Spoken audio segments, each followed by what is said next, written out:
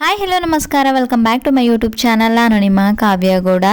ಇವತ್ತು early morning ಬೆಳಿಗ್ಗೆ ಬೇಗನೆ ಎದ್ದು ನಾವೆಲ್ಲರೂ ಎಲ್ಲಿಗೆ ಹೊರಟಿದ್ವಿಪ್ಪ ಅಂದರೆ ಅಣ್ಣ ಮದುವೆ ಆದಮೇಲೆ ಫಸ್ಟ್ ಲಾಂಗ್ ಜರ್ನಿ ಅಂತಲೇ ಹೇಳ್ಬೋದು. ಅಣ್ಣ ಅತ್ತಿಗೆದು ಜೊತೆಗೆ ನಮ್ಮದು, ಅಣ್ಣ ಅತ್ತಿಗೆ ಜೊತೆ ನಮ್ಮದು.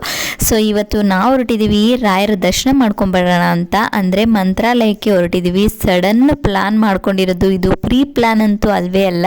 ಅಂದರೆ ಹೋಗಬೇಕು ದರ್ಶನ ಮಾಡೋಕ್ಕೆ, ಅಣ್ಣ ಅದಕ್ಕೆ ಈ ಥರ ರಾಘವೇಂದ್ರನ ದರ್ಶನ ಮದುವೆ ಎಲ್ಲ ಸುಸುತ್ತಿರುವಾಗ ಆಯಿತು, ಹಾಗೆ ಹೋಗಿ ಬರಬೇಕು ದರ್ಶನ ಮಾಡಬೇಕು ಅಂತ ಇತ್ತು. ಬಟ್ ಆದರೆ ಈಗ ಇವತ್ತು ಹೊರಡ್ತಾ ಇರೋದು ಸಡನ್ನಾಗಿ, ಅಂದರೆ ಇದು ಪ್ಲ್ಯಾನ್ ಇಲ್ಲ, ಅಂದರೆ ಅದೇ ದೇವರೇ ಕರೆಸ್ಕೊಳ್ತಾ ಇದೆ ಅಂತ ಅನ್ಬೋದು ಅಷ್ಟೇ. ಅಂದರೆ ಬೇರೆ ಕಡೆ ಎಲ್ಲೋ ಪ್ಲ್ಯಾನ್ ಇದ್ದು ಸಡನ್ನಾಗಿ ಇಲ್ಲಿಗೆ ಹೋಗ್ಬರೋಣ ಅಂತ ಪ್ಲ್ಯಾನ್ ಮಾಡಿಕೊಂಡು ನಮ್ಮ ಅಣ್ಣ ಅದಕ್ಕೆ ಪ್ಲ್ಯಾನ್ ಮಾಡಿಕೊಂಡು ಹೋಗ್ಬರೋಣ ಅಂತ ಸಡನ್ನಾಗಿ ಪ್ಲ್ಯಾನ್ ಮಾಡ್ಕೊಂಡಿದ್ದು. ಅಂದರೆ ಈ ನೆನ್ನೆ ನೈಟು ಪ್ಲ್ಯಾನ್ ಮಾಡ್ಕೊಂಡು ಇವತ್ತು ಬೆಳಗ್ಗೆ ಹೊರಟಿದ್ದು ಈ ಥರ. ಸೊ ಬೆಳಗ್ಗೆ ಜಾವ ಎದ್ದು ಬೇಗನೆ ಹೊರಟು ನಾನು, ಅಕ್ಕ, ನಮ್ಮ ಭಾವ ಮತ್ತು ನಮ್ಮ ಪಾಪು, ನಮ್ಮ ಅಣ್ಣ, ನಮ್ಮ ಅತ್ತಿಗೆ ಎಲ್ಲರೂ ಹೊರಟು ಅಂದ್ವಿ ಅಲ್ಲೇ ಟಿಫನ್ ಮಾಡಿಕೊಂಡು ಹೋಗೋಣ ಅಂತ. ನನಗೇನು ಟಿಫನ್ ತಿನ್ನೋ ಮನಸ್ಸಿರಲಿಲ್ಲ, ಹಂಗೆ ದರ್ಶನ ಮಾಡ್ಕೊಬೇಕು ದೇವ್ರದ್ದು ಅಂತ ಅಂದ್ಕೊಂಡೆ ಹೊರಟೆ ಇಲ್ಲಿಂದನೂ. ಬಟ್ ಆದರೆ ನಾನಿರ್ತೀನಿ ಅಂತ ಎಲ್ರಿಗೂ ಇರೋಕ್ಕಾಗಲ್ಲ, ಜೊತೆಗೆ ನನಗೂ ಕೂಡ ಅಂದರೆ ಅಲ್ಲಿ ಹೋಗಿ ಇನ್ನು ಜನ ಎಷ್ಟಿರ್ತಾರೋ ಅಲ್ಲಿ ದರ್ಶನ ಮಾಡೋ ತನಕ ನನಗೆ ಎನರ್ಜಿ ಇರುತ್ತೋ ಇಲ್ವೋ ಅಂದ್ಕೊಂಡು ಹೋಗ್ತಾ ಅಂದವಿ ಎಲ್ಲಾದರೂ ತಿನ್ಕೊಂಡು ಹೋಗೋಣ ಅಂತಲೇ ಹುಡುಕಿದ್ವಿ. ಎಲ್ಲೂ ನೋಡಿದ್ರೆ ಒಳ್ಳೆ ಕಡೆ ಅಂದರೆ ಹೋಗಿ ತಿನ್ಬೋದಪ್ಪ ಅಂತ ಅನಿಸ್ಲೇ ಇಲ್ಲ ನಮಗೆ. ಹೊಟ್ಟೆ ಹಶ್ವಿಗೂ ಅದು ನೋಡ್ತಾ ಇರೋದಕ್ಕೂ ಯಪ್ಪ ಬೇಡವೇ ಬೇಡ, ಟಿಫನ್ನೇ ಬೇಡ, ಎಲ್ಲೂ ಮಾಡ್ಕೊಳ್ಳೋದು ಅಂತ ಅಂದ್ಕೊಂಡು ಹೋಗ್ತಾನೆ ಇದ್ವಿ. ಬಟ್ ಆದರೆ ಹೊಟ್ಟೆ ಹಶ್ವು ತಡೆಯೋಕ್ಕಾಗಿಲ್ಲ ಅಂದ್ಬಿಟ್ಟು ಎಲ್ಲರೂ ತಿನ್ನೋಣ ಅಂತ ಅಲ್ಲಿ ಒಂದು ಹೋಟ್ಲಿತ್ತು ಚಿಕ್ಕದು, ಅಲ್ಲಿಗೆ ಹೋದ್ವಿ. ಬಟ್ ಅಲ್ಲೇನೂ ನಮಗೆ ಟಿಫನ್ ಏನು ಚೆನ್ನಾಗಿರಲಿಲ್ಲ. ನಾನಂತೂ ತಿನ್ನೋಕ್ಕೆ ಹೋಗಲಿಲ್ಲ, ಹೇಗಿದ್ರು ಹಾಗೆ ದರ್ಶನ ಮಾಡ್ಕೊಂಡ್ಬಿಡೋಣ ಅಂದ್ಬಿಟ್ಟು. ಟಿಫನೂ ಚೆನ್ನಾಗಿರಲಿಲ್ಲ, ನಾನು ತಿನ್ನೋಕೆ ಹೋಗಲಿಲ್ಲ. ಹಂಗೆ ಹೇಗೋ ಹೊಟ್ಟೆ ಆಗಿದೆ ಅಂತ ಅವ್ರು ತಿಂದ್ಕೊಂಡ್ರು.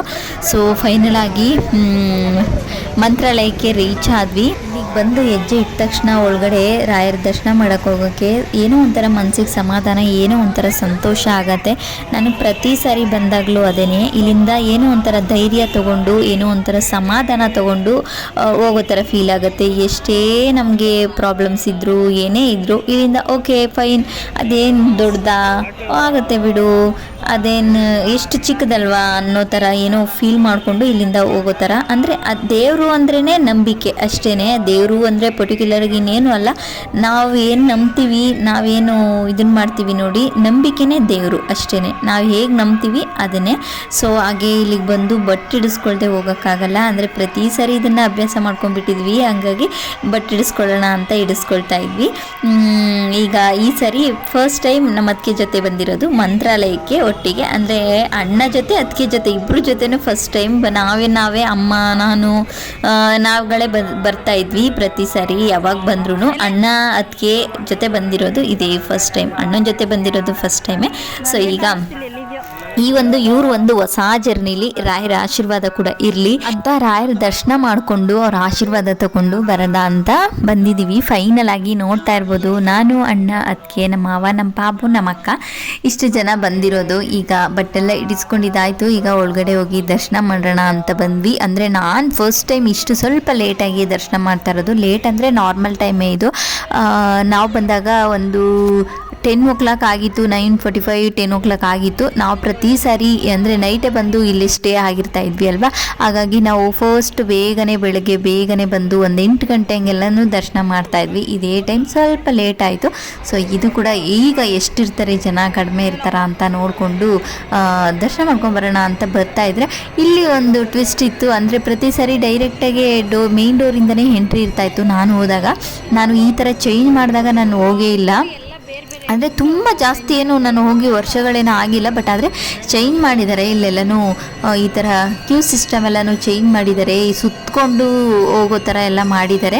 ಮುಂಚೆ ಆದರೆ ಡೈರೆಕ್ಟ್ ಡೋರಿಂದ ಡೈರೆಕ್ಟ್ ಎಂಟ್ರಿ ಕೊಟ್ಟು ದರ್ಶನ ಮಾಡಿಕೊಂಡು ಅಲ್ಲೊಂದೆರಡು ಸುತ್ತಿರ್ತಾಯಿತ್ತು, ಅಲ್ಲಿ ಕ್ಯೂ ಸಿಸ್ಟಮ್ ಮಾಡಿಕೊಂಡು ಬರೋದಾಯಿತು. ಬಟ್ ಇವಾಗ ಏನು ಮಾಡಿದ್ದಾರೆ, ಎಂಟ್ರಿನೇ ಬೇರೆ ಡೋರಿಂದ ಇಟ್ಟು ಫುಲ್ಲು ಮೇಲ್ಗಡೆಯಿಂದ ಹೋಗಿ ಕ್ಯೂ ಸಿಸ್ಟಮ್, ತುಂಬಾ ಕ್ಯೂ ಸಿಸ್ಟಮ್ ಇರುತ್ತೆ, ಅದೆಲ್ಲ ಪೂರೈಸ್ಕೊಂಡು ದೇವ್ರ ದರ್ಶನ ಮಾಡಬೇಕು. ಮೇಲ್ಗಡೆ ಮೇಲ್ಗಡೆ ಎಲ್ಲ ಕ್ಯೂ, ಕೆಳಗಡೆ ಎಲ್ಲ ಕ್ಯೂ ಸಿಸ್ಟಮಲ್ಲಿ ನಿಂತ್ಕೊಂಡು ಕಾದು ದರ್ಶನ ಮಾಡ್ಕೊಂಡು ಬರಬೇಕು. ರಾಯರು ದರ್ಶನ ಮಾಡೋದು ಅಂದರೆ ಈಸಿನಾ ಅಲ್ವಾ? ಹಾಗೆ ಇರಲಿ ಬಿಡಿ, ಇದನ್ನು ಕೂಡ ಒಂದು ಹೊಸತನ ತಂದಿದ್ದಾರೆ. ಅಂದರೆ ಜನ ಜಾಸ್ತಿ ಆದಾಗ ಕಂಟ್ರೋಲ್ ಮಾಡೋಕ್ಕೆ, ನಿಂತ್ಕೊಳ್ಳೋಕ್ಕೆ ಎಲ್ಲನೂ ವ್ಯವಸ್ಥೆ ಬೇಕು ಅಲ್ವಾ, ಹಾಗಾಗಿ ಈ ರೀತಿ ಮಾಡಿರ್ತಾರೆ ಅಂತ ಅನಿಸುತ್ತೆ. ಇದು ಕೂಡ ಏನೆಲ್ಲ ಚೇಂಜ್ ಮಾಡಿದಾರಲ್ವಾ, ಈ ಥರ ಸಿಸ್ಟಮ್ ಮಾಡಿದ್ದಾರೆ ಅಂತ ನೋಡಿಕೊಂಡು ನಮಗೂ ಕೂಡ ವಸ್ತು, ಹಾಗಾಗಿ ಅದನ್ನು ಕೂಡ ತೋರಿಸ್ತಾ ಇದ್ದೀನಿ ನೋಡಿ. ಈ ರೀತಿ ಆಚೆ ಕಡೆಯಿಂದ ಬಂದು ಒಳಗಡೆಯಿಂದ ಬಂದು ಈ ರೀತಿ ಈಗ ಕೆಳಗಡೆ ಇಳಿತಾ ಇದ್ದೀವಿ. ಈ ರೀತಿ ಮಾಡಿದ್ದಾರೆ ಫುಲ್ ಸಿಸ್ಟಮು. ಅಂದರೆ ನೀವು ಎಷ್ಟು ಜನ ನೋಡಿದ್ದೀರೋ ಈ ಥರ ಬದಲಾವಣೆ ಆಗಿರೋದನ್ನ ನನಗೆ ಗೊತ್ತಿಲ್ಲ, ಬಟ್ ನಾನು ಹೋದಾಗೂ ಇದು, ಅಂದರೆ ನಾನು ಇದನ್ನು ಬಿಫೋರ್ ಹೋದಾಗ ನಾನು ಇದನ್ನೇನು ನೋಡಿಲ್ಲ. ಅಂದರೆ ಈ ಥರ ಇರಲಿಲ್ಲ, ಡೈರೆಕ್ಟ್ ಎಂಟ್ರಿ ಮೇಯ್ನ್ ಡೋರಿಂದ ಇತ್ತು. ಸೊ ಈಗ ಆ ಥರ ಇಲ್ಲ, ಚೇಂಜ್ ಮಾಡಿದ್ದಾರೆ. ಸೊ ದೇವ್ರ ದರ್ಶನ ಮಾಡಿಕೊಂಡು ಹೊರಗಡೆ ಬಂದಿದ್ದಾಯಿತು. ಈಗ ನಾನು ಕೂಡ ರಾಯರ ಭಕ್ತೆ, ನಮ್ಮ ಅತ್ತಿಗೆ ಕೂಡ ರಾಯರ ಭಕ್ತೆ, ಹಾಗಾಗಿ ಇಬ್ಬರಿಗೂ ಒಂಥರ ಮ್ಯಾಚ್ ಆಯಿತು ಅಂತಲೇ ಹೇಳ್ಬೋದು. ನಾನು ಪ್ರತಿ ಸರಿ ಹೋದಾಗೂ ಒತ್ತೆಜ್ಜೆ ಸೇವೆ ಮಾಡ್ತಾಯಿದ್ದೆ. ಈ ಸರಿ ನಾನು ನಮ್ಮ ಅತ್ತಿಗೆ ಜೊತೆ ಹೆಜ್ಜೆ ನಮಸ್ಕಾರ ಮಾಡ್ತಾಯಿದ್ದೀನಿ. ನಮ್ಮ ಅತ್ತಿಗೆ ಹೆಜ್ಜೆ ನಮಸ್ಕಾರ ಮಾಡೋಣ ಅಂತ ಅಂದರು, ಹಾಗಾಗಿ ಇಬ್ಬರು ಜೊತೆಯಾಗಿ ಹೆಜ್ಜೆ ನಮಸ್ಕಾರನ ಮಾಡ್ತಾಯಿದ್ದೀವಿ. ರಾಯರಿಗೆ ಭಕ್ತಿಯಿಂದ ಮಾಡ್ತಾ ಇರೋದು ಅಷ್ಟೇ. ಅಂದರೆ ದೇವ್ರಿಗೆ ಏನು ಬೇಕು ಅಂದರೆ ನಾನು ಪ್ರತಿ ಸರಿ ಹೇಳೋದು ಅಷ್ಟೇ, ಮನಸ್ಸಲ್ಲಿ ಭಕ್ತಿ ಇದ್ದರೆ ಸಾಕು, ಒಳ್ಳೆ ಮನಸ್ಸಿದ್ರೆ ಸಾಕು ಅನ್ನೋದು ನನ್ನ ಒಂದು ಭಾವನೆ. ಸೊ ಈಗ ಒಳ್ಳೆ ಮನಸ್ಸಿಂದ, ಒಳ್ಳೆ ಭಕ್ತಿಯಿಂದ ನಾನು ದೇವ್ರಿಗೆ ನಮ್ಮ ಅತ್ತಿಗೆ ಜೊತೆ ಇವತ್ತು ಫಸ್ಟ್ ಟೈಮ್ ನಮ್ಮ ಅತ್ತಿಗೆ ಜೊತೆ ಹೆಜ್ಜೆ ನಮಸ್ಕಾರ ಮಾಡಿರೋದು. ಸೊ ತುಂಬಾ ಖುಷಿ ಆಯಿತು. ರಾಯರ ದರ್ಶನ ಮಾಡಿದ್ದು ತುಂಬಾ ಖುಷಿ ಆಯಿತು. ಜೊತೆಗೆ ನಮ್ಮ ಅಣ್ಣ ಅತ್ತಿಗೆ ಎಲ್ಲರ ಜೊತೆ ದರ್ಶನ ಮಾಡಿರೋದು ಖುಷಿ ಆಯಿತು. ಜೊತೆಗೆ ನನಗೂ ಒಬ್ಬರು ಪಾರ್ಟ್ನರ್ ಸಿಕ್ಕಿದ್ರು ಹೆಜ್ಜೆ ನಮಸ್ಕಾರ ಮಾಡೋಕ್ಕೆ ಅಥವಾ ಈ ಥರ ಸೇವೆನ ಮಾಡೋಕ್ಕೆ ಅನ್ನೋ ಒಂದು ಖುಷಿ ಕೂಡ. ಖುಷಿ ಜೊತೆಗೆ ಹೆಜ್ಜೆ ನಮಸ್ಕಾರ ಎಲ್ಲ ಮುಗಿಸ್ಕೊಂಡು ಬಂದು ಕೂತ್ಕೊಂಡ್ವಿ. ಈಗ ಅಣ್ಣ ಅವರು ಕೂಡ ದರ್ಶನ ಮಾಡ್ತಾ ಇದ್ದಾರೆ, ಅಂದರೆ ಪ್ರದಕ್ಷಿಣೆ ಆಗ್ತಾ ಇದ್ದಾರೆ. ಈಗ ಫೈನಲ್ ಆಗಿ ಅಲ್ಲಿ ಕೂತ್ಕೊಂಡು ಒಂದು ಪಾಪುಗೆ ಕೂಡ ಈ ರೀತಿ ಒಂದು ರಾಯರ ವೇಷ ಥರ ಅಂದರೆ ಎಲ್ಲನೂ ಹಾಕಿ ಚೆನ್ನಾಗಿ ತುಂಬಾ ಕ್ಯೂಟಾಗಿ ಕಾಣಿಸ್ತಾ ಇತ್ತು. ಆ ಪಾಪು ಅಂತೂ ಸಿಕ್ಕಾಪಟ್ಟೆ ಚೆನ್ನಾಗಿ ಕಾಣಿಸ್ತಾ ಇತ್ತು. ರಾಯರ್ ನೋಡ್ದಂಗೆ ಆಗ್ತಾಯಿತ್ತು. ಆ ಕ್ಯೂಟ್ನೆಸ್ಗೂ ಆ ಪಾಪುಗೂ ಆ ಒಂದು ಹಾಕಿರೋ ಅಂಥ ಬಟ್ಟೆಗೂ ಸಿಕ್ಕಾಪಟ್ಟೆ ಚೆನ್ನಾಗಿ ಕಾಣಿಸ್ತಾ ಇತ್ತು. ಅದನ್ನೇ ನೋಡ್ತಾ ಕೂತಿದ್ವಿ ನಾವು. ಸೊ ಅಲ್ಲಿಂದ ಬಂದು ಪ್ರಸಾದ ತಗೊಳ್ಳೋಣ ಅಂತ ಪ್ರಸಾದಕ್ಕೆ ಬಂದ್ವಿ. ಪ್ರಸಾದ ಕೂಡ ಇತ್ತು. ನಾವು ಎಷ್ಟೊತ್ತಿಗೆ ಹೋದರೂ ಜನ ಮಾತ್ರ ಅಷ್ಟೇ ಇರ್ತಾರೆ, ಜಾಸ್ತಿ ಜನನೇ ಇದ್ದರು. ಸೊ ಈಗ ಫೈನಲ್ ಆಗಿ ಪ್ರಸಾದ ತಗೊಳ್ಳೋಣ ಅಂತ ಬಂದ್ವಿ. ಪ್ರಸಾದ ಅಂತೂ ತುಂಬಾ ಚೆನ್ನಾಗಿತ್ತು, ಎಷ್ಟೇ ಆದರೂ ರಾಯರ ಪ್ರಸಾದ ಅಲ್ವಾ. ಸೊ ಹಾಗಾಗಿ ತುಂಬಾ ಚೆನ್ನಾಗಿತ್ತು. ಮೊಸರನ್ನ ಅಂತೂ ಯಾವಾಗಲೂ ಇದ್ದೇ ಇರುತ್ತೆ. ಸೊ ಅದನ್ನೆಲ್ಲ ಪ್ರಸಾದ ಎಲ್ಲ ತಿಂದ್ಕೊಂಡು ಸೊ ನಾವು ಕೂಡ ಆಚೆ ಬಂದ್ವಿ. ಆಚೆ ಬಂದು ಹೋಗ್ತಾನೆ ಇಷ್ಟೆಲ್ಲ ಅಂಗಡಿಗಳನ್ನ ಇಟ್ಕೊಂಡಿರ್ತಾರೆ ಅಲ್ವಾ. ಸೊ ಈ ಥರ ಚಿಕ್ಕ ಮಕ್ಕಳನ್ನ ಕರ್ಕೊಬಂದರೆ ಅಂತೂ ಕೂಡ ಇಲ್ಲಿ ಏನು ನೋಡಿದ್ರು ಬೇಕು ಅಂತವೆ.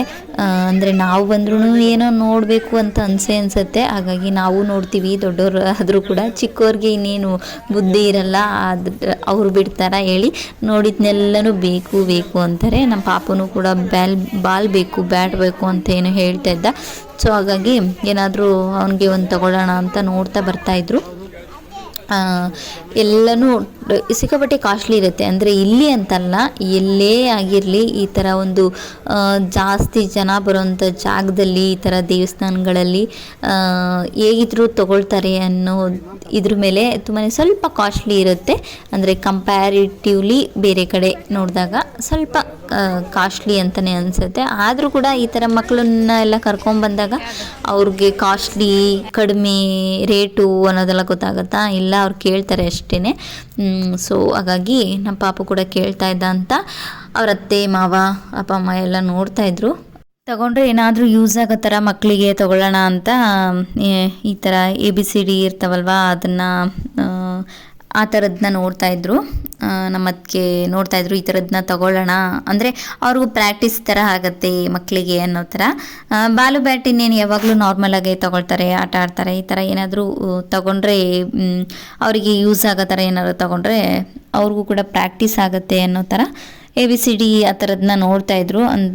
ಅಂದರೆ ಜೋಡಿಸೋದು ಆ ಥರ ಇರ್ತಾವಲ್ಲ, ಆ ಥರದನ್ನ ಆದರೆ ಮಕ್ಕಳಿಗೆ ಮಾತ್ರ ಆ ಥರದ್ದು ಇಷ್ಟ ಆಗಲ್ಲ. ಮಕ್ಕಳಿಗೆ ಬ್ಯಾಟು ಬಾಲು ಇಂಥದ್ದನ್ನೇ ಅವ್ರಿಗೆ ಇಷ್ಟ ಆಗೋದು. ನಮ್ಮ ಪಾಪು ಕೇಳಿದ್ರೆ ಸಾಕು ಬ್ಯಾಟು ಬಾಲನ್ನೇ ತೋರಿಸ್ತಾನೆ, ಬ್ಯಾಟು ಬಾಲ್ ಕಡೆನೇ ನೋಡ್ತಾನೆ. ಅವನಿಗೆ ಬರೀ ಅದೇ ಇಷ್ಟ ಆಗೋದು, ಬಾಲೇ ಹಿಡ್ಕೊಂಡಿರ್ತಾನೆ ಯಾವಾಗ್ಲೂ. ಏನು ABCD ಅದು ತೋರಿಸಿದ್ರು ಅವ್ರು ಬ್ಯಾಟು ಬಾಲೇ ತೋರಿಸೋದು. ಸೊ ಫೈನಲ್ ಆಗಿ ತಗೊಂಡು ಬಂದ್ವಿ.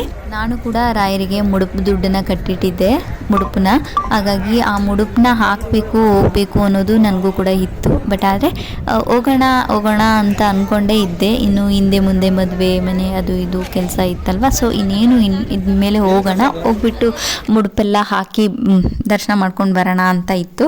ಅಷ್ಟರಲ್ಲೇ ನಮ್ಮ ಅತ್ತಿಗೆಯವ್ರು ಕೂಡ ಒಂದು ಹರಕೆ ಇತ್ತಂತೆ, ಅವರು ಕೂಡ ಮಂತ್ರಾಲಯಕ್ಕೆ ಹೋಗಬೇಕಿತ್ತಲ್ವ.